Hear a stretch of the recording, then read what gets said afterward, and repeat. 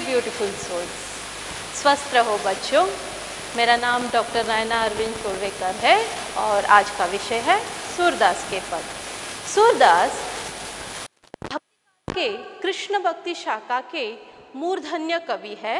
इनका जन्म 1483 में दिल्ली के निकट सिही नामक गांव में एक सारस्वत ब्राह्मण परिवार में हुआ। उन्होंने वल्लभाचार्य से पुष्टि मार्ग की दीक्षा ली थी। इनका काव्य का मूलाधार है भागवत पुराण, सूरसागर, सूरसारावली, साहित्य लहरी आदि आपकी प्रसिद्ध रचनाएं हैं। सूरदास ने भक्ति के सख्य, वात्सल्य तथा माधुर्य भाव को स्वीकार किया है। उन्हें अष्टछाप के कवियों में श्रेष्ठ माना जाता है। पद्य के आरंभ से पहले आपकी जानकारी के लिए, जब श्री कृष्ण को अपने जन्म रहस्य का पता चलता है तो वे कंस वध के लिए मथुरा चले जाते हैं। तो इधर ब्रज में गोपिकाएं कृष्ण के प्यार में अत्यंत विरहित है। अंतर्यामी है कृष्ण, इस बात को जान जाते हैं।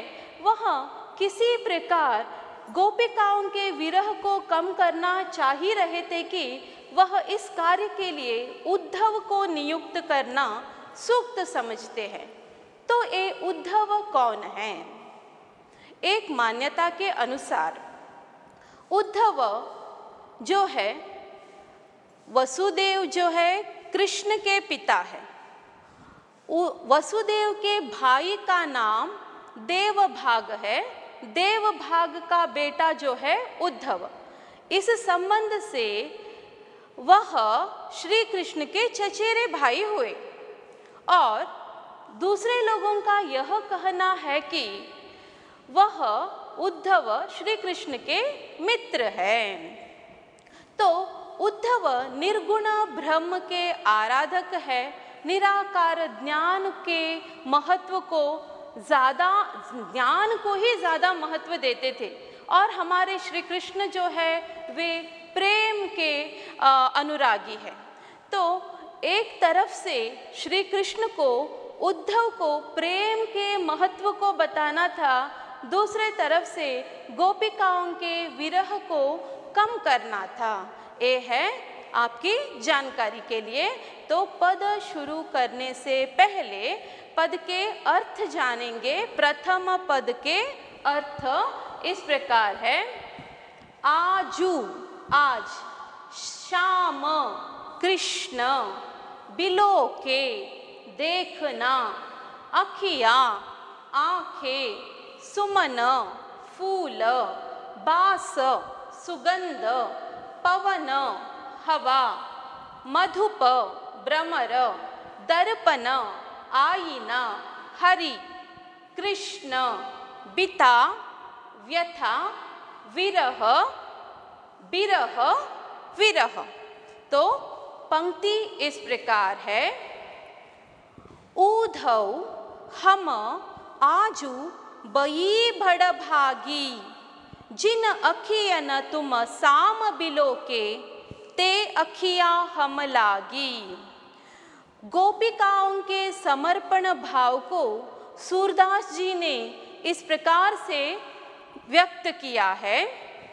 प्रथम पंक्ति में गोपिकाएं उद्धव को संबोधित करती हुई इस प्रकार से कह रहे हैं कि ऊधव, उद्धव, आजू, हम आजू, हम आज, बई बड़ भागी, यानी कि हम अत्यंत भाग्यशालिनी है उद्धव।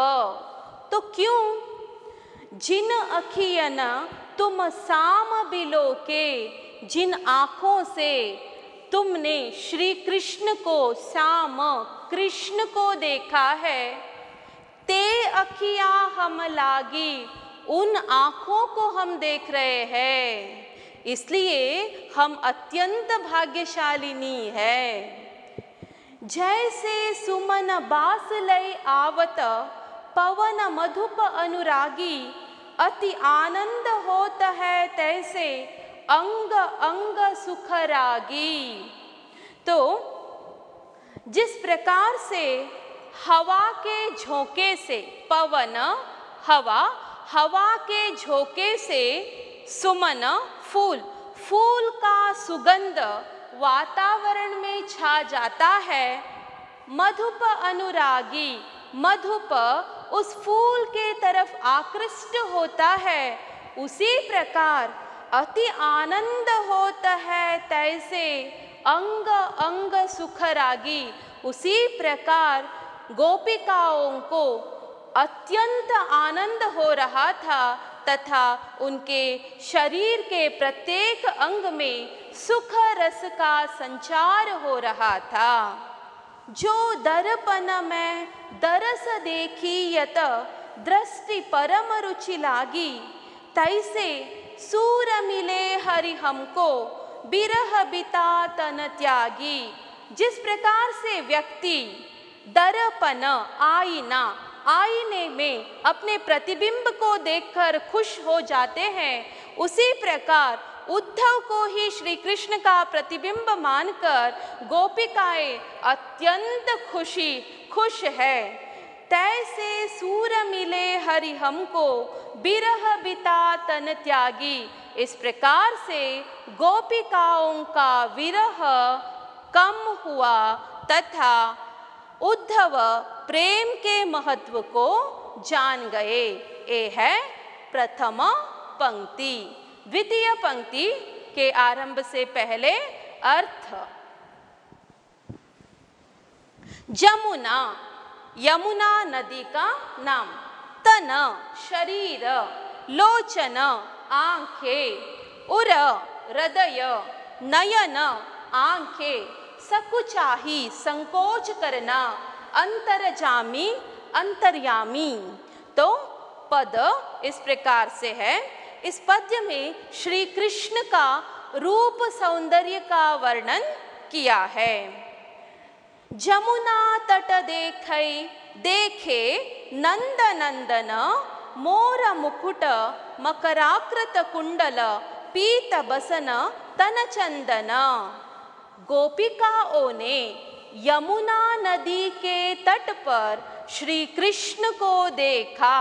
जमुना, यमुना, गोपिकाओं ने श्री कृष्ण को देखा यमुना नदी के तट पर। इस पद्य में श्री कृष्ण के रूप सौंदर्य को इस प्रकार कहा गया है। तो कृष्ण कैसे थे? मोर मुकुट, श्री कृष्ण ने जिस मुकुट को धारण किया था उसमें मोर का पंखा था। मकराकृत कुंडल, उनकी कान की बालियां, कुंडल कान की बालियां मकर आकार के थे, यानी कि क्रोकोडाइल आकार के थे। पीत बसन तन चंदन, उन्होंने पीतांबर वस्त्र का धारण किया था। तन चंदन, उनके शरीर पर, तन शरीर पर चंदन का लेपन था। लोचन तृप्त भये दर्शन तई, उर की तपनी बुझानी, प्रेम मगन तब भई सुंदर सुंदरी, उर गद गद मुख बानी। लोचन नयन, गोपिकाओं के नयन श्री कृष्ण के दर्शन से तृप्त हो गई। उर की तपनी बुझानी, उर हृदय की आग बुझ गई।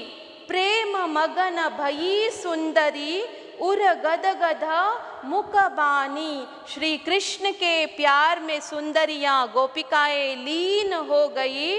उनके हृदय गदगद होने लगा तथा वह मुख विस्मित हो गई। मुख से शब्द ही न निकल रहे थे।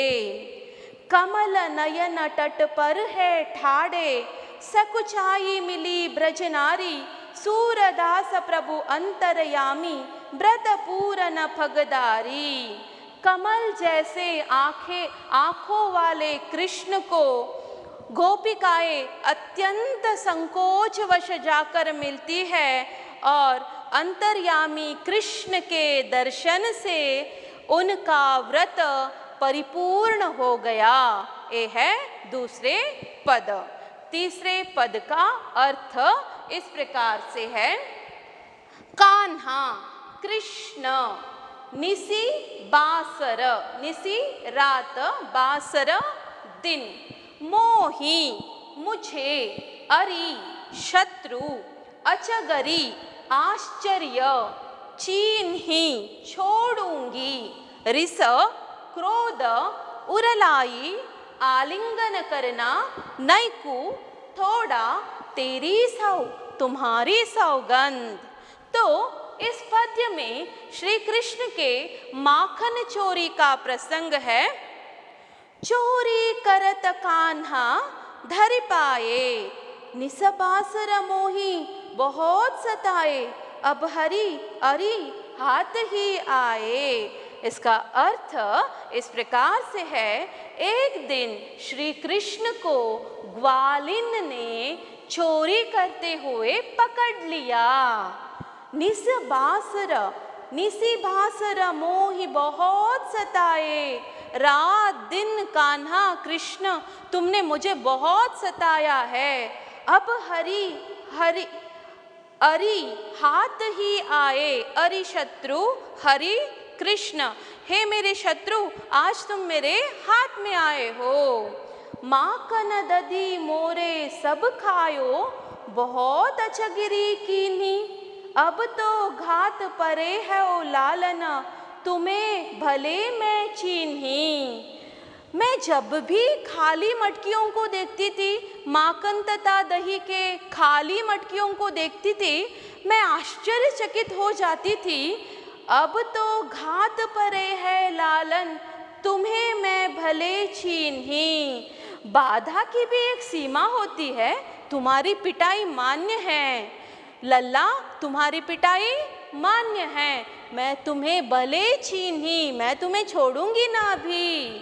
माखन मक्खन, दधी दही, सब खायो, सब खा लिया कृष्ण ने। अचगरी आश्चर्य होता गोपिका को, और वहाँ लल्ला से कहती है, लालन लल्ला, यानी कि कृष्ण को कहती है कि बाधा की भी सीमा होती है लल्ला, तुम्हारी पिटाई अभी मान्य है, मैं तुम्हें नहीं छोड़ूंगी आज। दो वो बुझ पकड़ी कहयो, कह जयु हो माखन लेव मंगाई, तेरी सौ मैं नैकू न खायो, सखा गए सब खाई। दो उ दोनों, बुझ पकड़ी, गोपिका ने ग्वालिन ने कृष्ण के दोनों भुज को पकड़ लिया और कहा, कहयो कह जई हो माखन लेव मंगाई। कौन तुम्हें प्रेरित करता था माखन चोरी करने के लिए, अभी मुझे कहो। इतना सभी पूछने के बाद कृष्ण जो है अब बोल रहा है, तो कृष्ण ने क्या कहा ग्वालिन से, तेरी सौ मैं नैकू न खायो, तुम्हारी सौगंध खाकर कहता हूँ, मैंने इतना भी नहीं खाया, जरा भी नहीं खाया मैंने। सखा गए सब खाई, मेरे मित्रों ने ही सारे माखन को खा लिया है, मैंने थोड़ा भी नहीं खाया। उतना कहने के पश्चात मुख तन चितई बिहसी हरि दीन हो, रिसत बगई बुझाई, लियो साम उरलाई ग्वालिनी, सूरदास बलि जाई। इतना कहने के बाद श्री कृष्ण ने मुख तन चितई, उस ग्वालिन की तरफ एक बार यूं देखा, उसके बाद बिहसी हरिदीनी, फिर जोर जोर से हंसने लगे। तब रिस तब गई बुझाई, सुंदर कृष्ण का मुख और सुंदर हो गया हंसी के मारे, और इस ग्वालिन का रिस क्रोध जो है वह बुझ ही गया और वह रह नहीं पाई ग्वालिन। लियो सामा, उसने श्री कृष्ण को उठाया उरलाई ग्वालिनी, उसको आलिंगन किया। सूरदास जी अंत में कहते हैं कि श्री कृष्ण के शोभा पर वे बलि जाते हैं। ये है तीसरी पंक्ति। ಕನ್ನಡದಲ್ಲಿ ಸಾರಾಂಶ ಈ ಪ್ರಕಾರವಾಗಿದೆ. ಗೋಪಿಕೆಯರು ಉದ್ಧವನಿಗೆ ಈ ಪ್ರಕಾರವಾಗಿ ಹೇಳುತ್ತಾರೆ, ನಾವು ತುಂಬ ಭಾಗ್ಯಶಾಲಿಗಳು. ಯಾಕೆಂದರೆ ನೀನು ಕೃಷ್ಣನನ್ನು ನೋಡಿದ್ದೀಯಾ, ನಾವು ಕೃಷ್ಣನನ್ನು ನೋಡಿದ ನೇತ್ರಗಳನ್ನು ನೋಡುತ್ತಿದ್ದೇವೆ. ಗಾಳಿಯು ಹೂವಿನ ಸುವಾಸನೆಯನ್ನು ಪಸರಿಸಿದಾಗ ದುಂಬಿ ಯಾವ ರೀತಿ ಆಕರ್ಷಿಸಲ್ಪಡುತ್ತದೆ, ಅದೇ ರೀತಿ ಗೋಪಿಕೆಯರು ಕೃಷ್ಣನ ಪ್ರೇಮದಲ್ಲಿ ಲೀನವಾಗಿದ್ದರು. ಅವರ ಆನಂದಕ್ಕೆ ಪಾರವೇ ಇರಲಿಲ್ಲ. ಶರೀರದಲ್ಲಿ ಸುಖ ರಸದ ಸಂಚಲನವಾಗುತ್ತಿತ್ತು. ಉದ್ಧವನನ್ನು ಕೃಷ್ಣನ ಪ್ರತಿಬಿಂಬವೇ ಎಂದುಕೊಂಡರು. ಹೀಗೆ ಅವರ ವಿರಹ ವೇದನೆಯು ದೂರವಾಯಿತು. ದ್ವಿತೀಯ ಅನುಚ್ಛೇದದಲ್ಲಿ ಗೋಪಿಕೆಯರಿಗೆ ಯಮುನಾ ನದಿ ತೀರದಲ್ಲಿ ಕೃಷ್ಣನ ದರ್ಶನವಾಯಿತು. ಕೃಷ್ಣನ ರೂಪ ಸೌಂದರ್ಯವನ್ನು ಈ ರೀತಿ ವಿವರಿಸಲಾಗಿದೆ.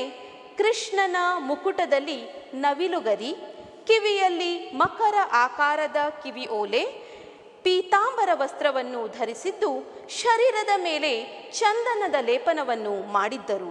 ಶ್ರೀಕೃಷ್ಣನ ದರ್ಶನದಿಂದ ಗೋಪಿಕೆಯರ ನಯನಗಳು ತೃಪ್ತವಾದರು, ಮೂಕ ವಿಸ್ಮಿತರಾದರು. ಅತ್ಯಂತ ಸಂಕೋಚದಿಂದ ಕಮಲದಂತಹ ನಯನವುಳ್ಳ ಶ್ರೀಕೃಷ್ಣನನ್ನು ಭೇಟಿಯಾದರು.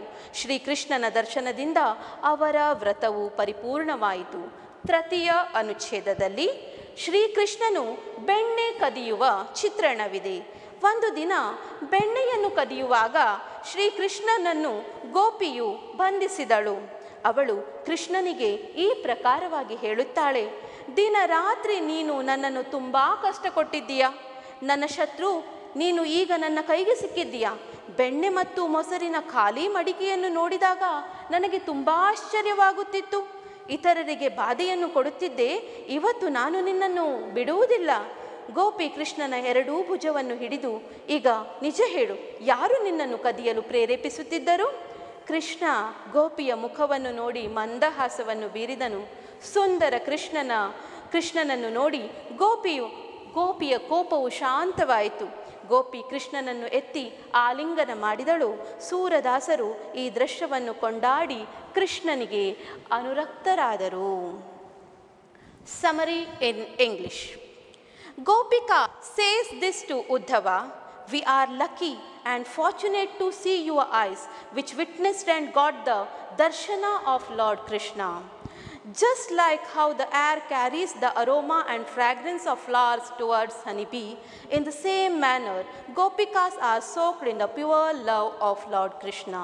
There was nothing equivalent to their joy. They saw Lord Krishna's reflection in Uddhava.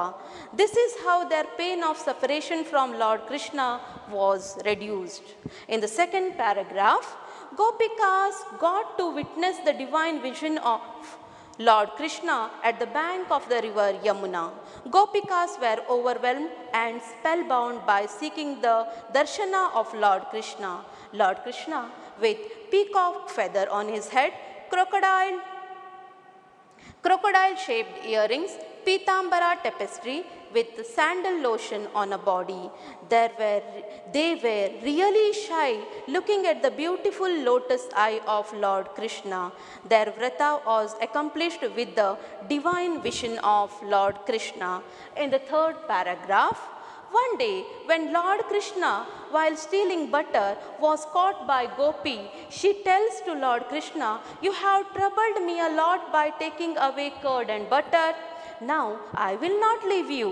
She holds the shoulder of Lord Krishna and asked him to tell who instigated him to do such an act.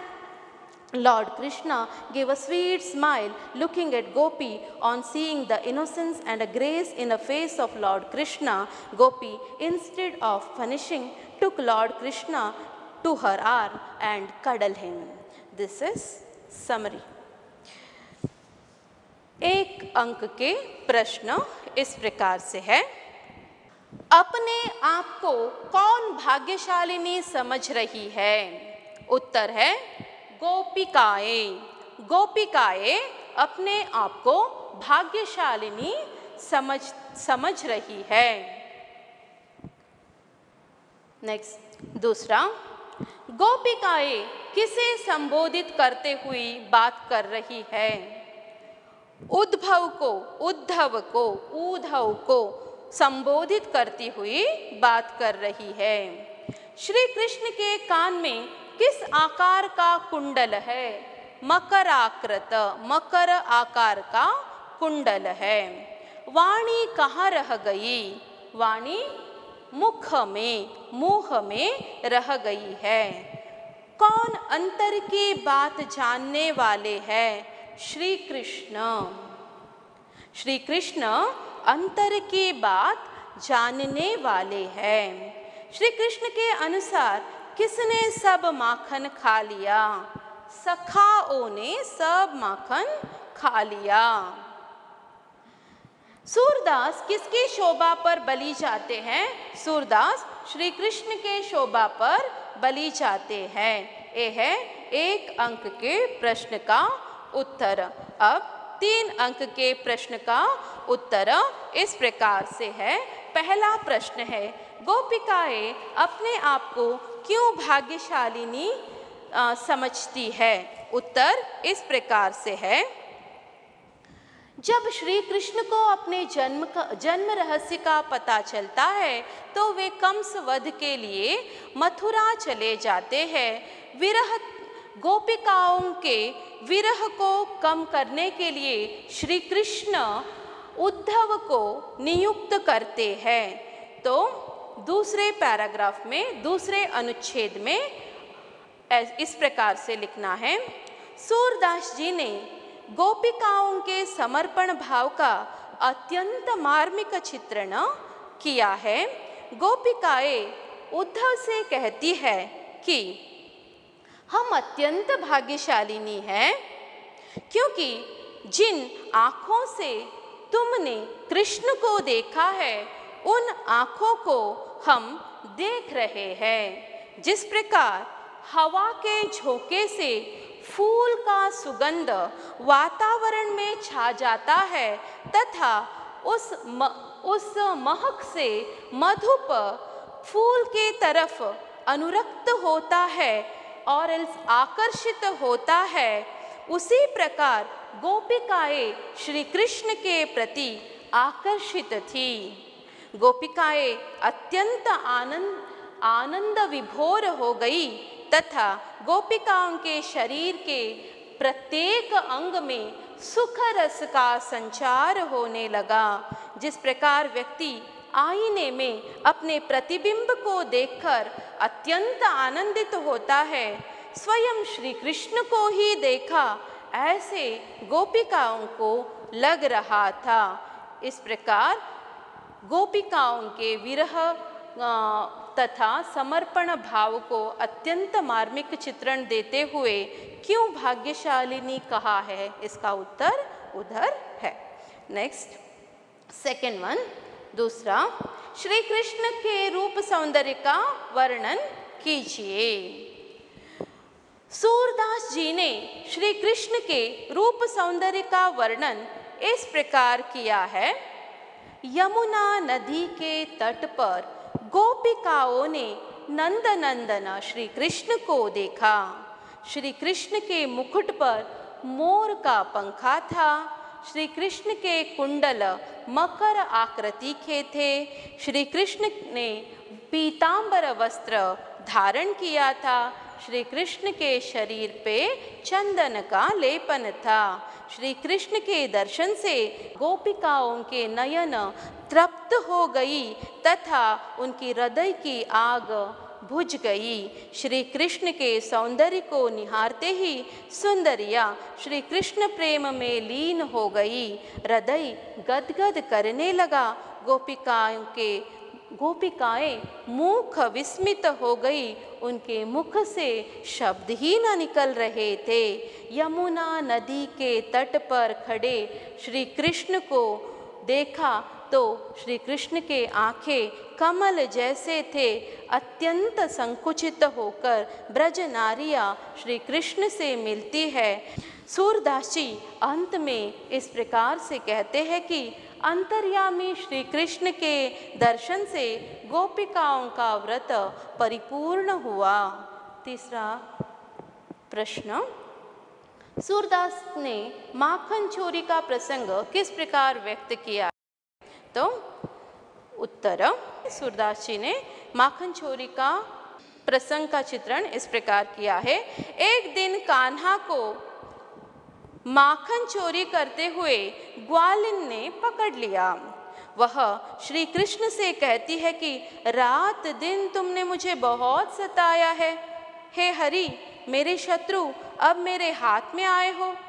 जब भी मैं माखन तथा दही के खाली मटकियों को देखती थी आश्चर्यचकित हो जाती थी। हे लल्ला, बाधा की भी सीमा होती है। तुम्हारी पिटाई मान्य है, मैं तुम्हें न छोड़ूंगी। इतना कहने के पश्चात ग्वालिन ने श्री कृष्ण के दोनों भुजाओं को पकड़कर पूछा, अब मुझे सच बताओ, कौन तुम्हें माखन लाने के लिए कहता था? इतना सारा माखन कहाँ गया? श्री कृष्ण ने ग्वालिन से कहा कि तुम्हारी सौगंध खाकर कहता हूँ, मैंने थोड़ा भी माखन नहीं खाया, सब माखन सखाओं ने खा लिया। इतना कहने के पश्चात श्री कृष्ण ने ग्वालिन की ओर एक बार देखा, फिर मुस्कुराने लगे। ग्वालिन का क्रोध शांत हो गया। उसने शाम को गोद में उठाकर आलिंगन किया। यह अद्भुत दृश्य देखकर सूरदास जी श्री कृष्ण की शोभा पर बलि जाते हैं। ये है 3 अंक के लिए माखन चोरी का प्रसंग। अगला है ससंदर्भ भाव स्पष्ट कीजिए। ये 4 अंक के लिए आता है, तो हम इसको 4 अनुच्छेद के द्वारा इस प्रकार से लिखेंगे। पहले अनुच्छेद में ससंदर्भ के लिए पहले अनुच्छेद में प्रसंग लिखना है। पहले अनुच्छेद में प्रसंग लिखना है, दूसरे अनुच्छेद में किसने किससे कहा, और तीसरे अनुच्छेद में उस पंक्ति का भावार्थ लिखना है, और चौथे अनुच्छेद में विशेषता लिखना है। तो प्रसंग में आपको लिखना है इस प्रकार से, प्रस्तुत पद को सूरदास कृत, सूरदास के पद से लिया गया है। सूरदास के काव्य का मूलाधार जो है भागवत पुराण है। सूरदास के काव्य का मूलाधार क्या है? भागवत पुराण है। तो ये आपको प्रथम पंक्ति में लिखना है।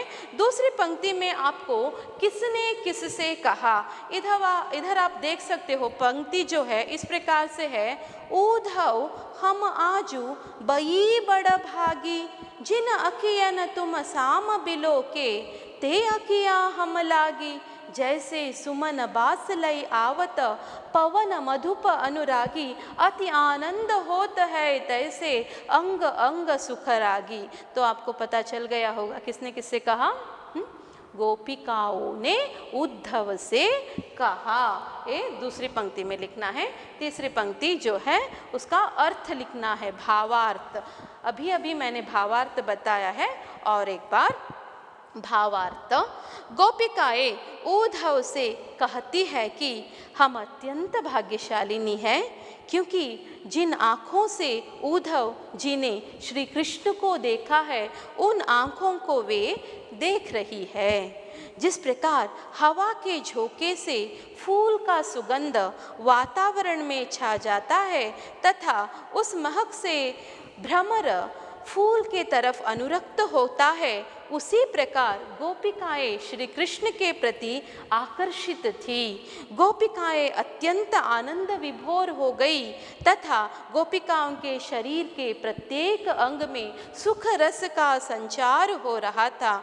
जिस प्रकार से व्यक्ति आईने में अपने प्रतिबिंब को देखकर अत्यंत खुश हो जाता है, उसी प्रकार उद्धव के दर्शन से उद्धव को ही श्री कृष्ण मानकर वे अत्यंत खुश हो गई थी। उन्हें ऐसा प्रतीत हो रहा था। इस प्रकार गोपिकाओं की विरह तन से तज गया। गोपिकाओं की समर्पण भाव से उद्धव प्रेम के महत्व को जान गए। तो चौथी पंक्ति में विशेषता लिखना बहुत ज़रूरी है। देखेंगे कि इस पंक्ति की विशेषता क्या है। उद्धव निर्गुण ब्रह्म के उपासक थे, निराकार ज्ञान के अनुयायी थे। अंतर्यामी श्री कृष्ण का पहला उद्देश्य यह था कि गोपिकाओं के विरह को दूर करना। दूसरा उद्देश्य यह था कि उद्धव को प्रेम के महत्व को समझाना था। गोपिकाओं की विरह त्यन से त्यजा तथा गोपिकाओं के समर्पण भाव से उद्धव प्रेम के महत्व को जान गए। ये है इस पंक्ति की विशेषता। तो कृष्ण कृष्ण।